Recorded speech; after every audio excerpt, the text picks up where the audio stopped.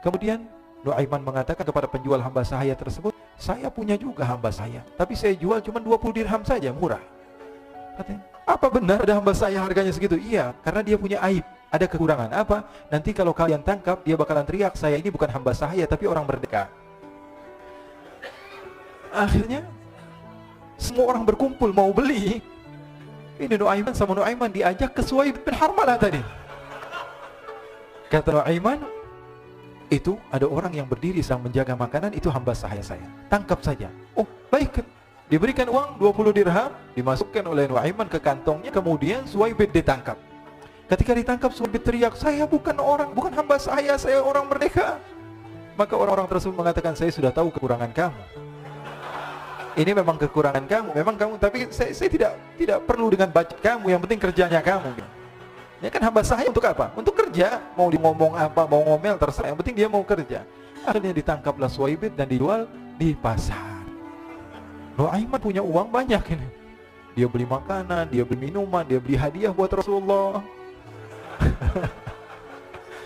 Dia beli macam-macam di negeri Syam ini. Waktu itu adalah superpower, adidaya, Romawi. Pada masa itu semua barang mahal. Tapi Nuaiman banyak uangnya. Dia belanja ini, belanja itu. Sehingga Sayyidina Abu Bakar pun pulang. Ketika Sayyidina Abu Bakar pulang, Sayyidina Abu Bakar cari, mana ini Suwaibid? Kita semua sudah lapar. Kata Nuaiman dengan mudahnya dia mengatakan, sudah saya jual wahai Abu Bakar. Maka Sayyidina Abu Bakar bertanya, apa yang kau lakukan wahai Nuaiman? Diceritakan oleh Nuaiman dengan jujur.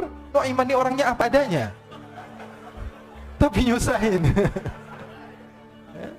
Saya jual. Akhirnya dibawa oleh Nuaiman, Sayyidina Abu Bakar pergi ke mana? Ke pasar. Lalu dibeli lagi oleh Sayyidina Abu Bakar As-Siddiq, Suwaibid yang tadinya orang merdeka menjadi hamba sahaya sebentar, kemudian dibeli lagi oleh Sayyidina Abu Bakar. Pulang ke Madinah, kisah ini diceritakan di hadapan Rasulullah SAW. Maka perawi mengatakan, fadhahikan nabiyyu hatta badat nawajiduhu. Ketika diceritakan kisah Nuaiman tersebut dengan Suwaibid, Rasulullah tertawa sejadi-jadinya sehingga gigi geraham Rasulullah SAW nampak di wajah mata para sahabat. Sehingga perawi lain mengatakan, 1 tahun berlalu Rasulullah, setiap ada tamu yang datang kepada Rasulullah akan ceritakan kisah Nuaiman menjual Suwaibid. Jadi ada ikhwani, jangan kalian kira Rasulullah SAW itu hidup di satu masa sahabat-sahabatnya itu seperti ustaz-ustaz yang khusyuk, yang kayak Habib bin Ais ini banyak. Bahkan ikhwani, mungkin di akhir karena masanya sudah habis, pernah suatu waktu Rasulullah SAW didatangi asyraf, delegasi dari beberapa negara yang ingin mengenal apa itu agama Islam. Sehingga mereka datang kepada rumah Rasulullah SAW membawa unta, kendaraan yang ketika itu kendaraan yang paling mahal mereka miliki, untanya yang paling mewah. Diikat di depan rumah Rasulullah SAW. Tamunya pun masuk, duduk bersama Rasulullah SAW. Di depan rumah Rasulullah SAW ada beberapa sahabat. Ada Sayyiduna Hamzah, kalian tahu Sayyidina Hamzah adalah orang yang pemberani. Ada Sayyiduna Umar, kalian tahu Sayyidina Umar adalah orang yang pemberani. Ada Sayyiduna Ali bin Abi Thalib, ada Sayyiduna Sa'ad bin Abi Waqqas. 4 sahabat ini lagi nongkrong gitu depan rumahnya Rasulullah SAW, berjaga sebelum Allah Subhanahu wa taala turunkan ayat wallahu ya'simuka minan nas. Ketika mereka sedang asyik duduk, tiba-tiba Nuaiman datang. Ini Nuaiman kalau datang pasti bikin sesuatu yang aneh. Bahkan dikatakan tidaklah Rasulullah SAW dalam keadaan bersedih, kecuali Nuaiman datang Rasulullah akan tersenyum. Jadi sebagian sahabat itu senang kalau sudah Nuaiman datang, pasti Rasulullah bahagia. Tapi ketika itu Nuaiman datang, ingin duduk bareng Sayyidina Hamzah. Sayyidina Hamzah katakan kepada Nuaiman, bercanda begitu. Nuaiman, kamu lihat unta orang datang dari luar Arab ini. Lihat, kata Nuaiman, ini besar banget ini, badannya besar gitu. Dagingnya pasti banyak. Iya nih, kalau kita sate enak nih ntar malam. Kata Nuaiman. Kata Sayyidina Hamzah, apakah kamu berani? Kata Nuaiman, saya berani aja asal kalian gak bilang sama Rasulullah.